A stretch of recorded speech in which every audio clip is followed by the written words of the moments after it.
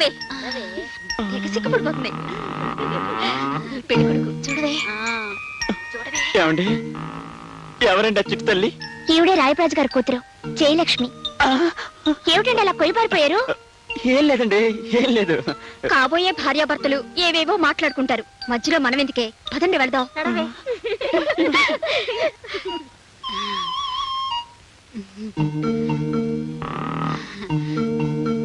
ఏమండి, నన్ను చూడడానికి మీరు వచ్చినందుకు చాలా థ్యాంక్స్. థ్యాంక్స్. సరే చూడండి గజలక్ష్మి గారు. నా పేరు గజలక్ష్మి కాదండి, జయలక్ష్మి. అదే జయలక్ష్మి గారు, రాయప్రాజు గారు కూతురు గారు. మీ అమ్మగారు కూడా మీలాగా పుష్టిగా ఉంటారా? పుష్టిగా కాదండి, నాలాగా సన్నగా అందంగా ఉంటారు. ఏ నేను మీకు నచ్చలేదా? ఎందుకు నచ్చలేదండి, బ్రహ్మాండంగా నచ్చారు. ఏమండి ఆగండి. ఏమిటలా పుంజాలు నచ్చుకుంటూ పారిపోతున్నారు? పెళ్లి కూతురు నచ్చలేదా? ఎందుకు నచ్చలేదు? కట్టుకున్న పెళ్ళాం ఇలా కోడిరామూర్తి లాంటి శాండో అయితే ఆ భర్తకు కావాల్సిందేముంది? బోలెడంత సేఫ్టీ. వస్తా. ఆగండి. మీ భార్య ఎలా ఉండాలని చెప్తే అలా మా ఫ్రెండ్ని తయారు చేస్తాం.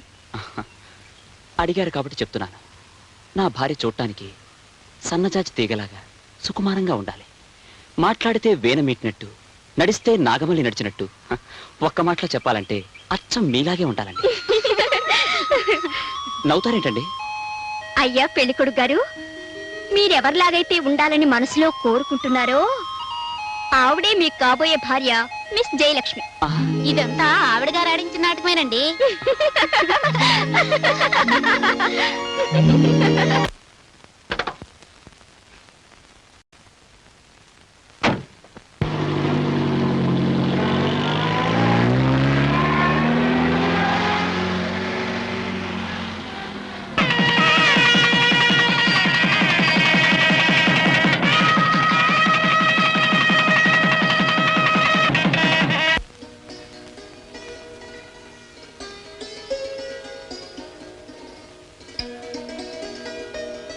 ఏమ్మా, అలంకరణ పూర్తయిందా?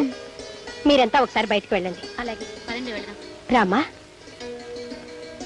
రా తల్లి, కూర్చోమ్మా.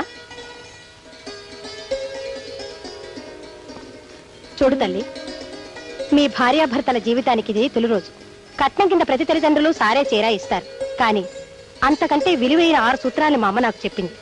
వాటితోనే నా సంసారాన్ని స్వర్గంగా మార్చుకోగలిగాను. ఆడదాని కాపురం బాగుండాలన్నా, భ్రష్టు అవ్వాలన్నా అది తన మొగుడు తన చెప్పు చేతిలో ఉంచుకోగలిగినప్పుడే సాధ్యం అవుతుంది. నా జీవితానుభవాలతో మరో 6 సూత్రాలను తయారు చేసి ఇందులో ఉంచాను. మొత్తం మీద నీ పొండంటి కాపురానికి 12 సూత్రాలు ఇందులో ఉన్నాయి. ఇవే నీకు శ్రీరామ రక్ష. గదిలోకి వెళ్లే ముందు ఒక్కసారి అన్నీ చదువుకో, తరువాత దీన్ని నీ ప్రాణంగా భద్రంగా దాచుకో. సరేనా? వస్తానమ్మా.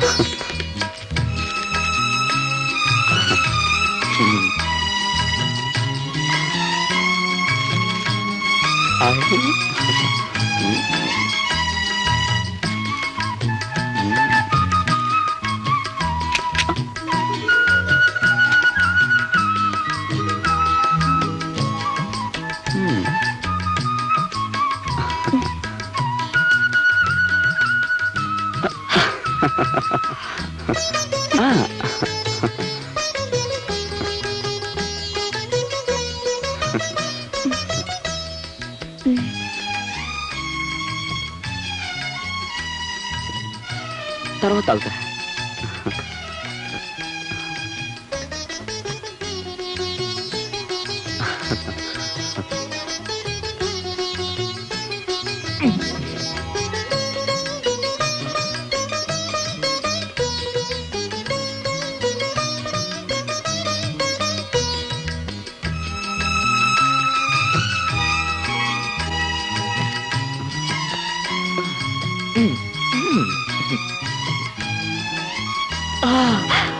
క్లాస్ రూమ్ గా మార్చేసి నీకు మాస్టర్ అవుతాను. అమ్మయ్యా నవ్వేశావు, అదే చాలు. అయ్యో